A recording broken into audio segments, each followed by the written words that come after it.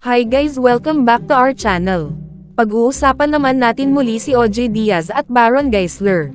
Napag-usapan nga natin sa ating previous video na sinagot nga ni OJ Diaz ang tatay ni Liza Soberano dahil nag-post ito sa kanyang Facebook at tila ba may pag-atake kay OJ Diaz at Christy Ferman. Sabi naman ni OJ na supportive siya sa movie ni Liza at wala naman daw siyang sasabihin na masama tungkol dito. Napag-usapan din natin si Baron Geisler, isa sa mga pinakamagaling na artista ng bansa.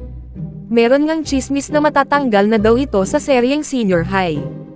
Ito nga ay binalita ni OJ Diaz sa kanyang showbiz update at sinabi ni OJ na bumabalik na naman daw umano ang pagiging lasinggo ni Baron, at natatakot daw umano ang mga young stars ng Senior High sa kanya. Ito naman ay itinanggi ng kampo ni Baron at nagpakita pa ng resibo si Baron na pumunta siya sa set ng Senior High para sa taping.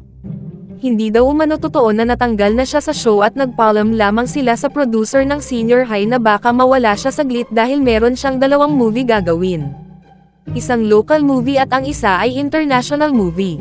Nakakahanga nga ang life story ni Baron Geisler. Dati nga ay meron siyang bad boy image dahil sa pagka-addict niya sa alak. Ngunit ngayon ay nagbago nga ito at bumalik uli sa Diyos. Kaya madami na uli blessings na natatanggap si Baron sa showbiz. Nagsalita naman si OJ Diaz dahil nakatanggap nga ito ng hates dahil umano sa fake news na kanyang binalita. Ang sabi ni OJ na meron daw umanong mga write-ups na nagpalala ng isyo at wala daw dapat siya ihingi ng tawad kasi yun lang daw ang nakarating sa kanya, at sinabi naman daw ni OJ na sana ay hindi totoo. Sinabi lang naman ng aking kaibigan from the prod. Pero, syempre, nag-wish pa rin kami ito na sana hindi totoo. So ano say ninyo dito guys?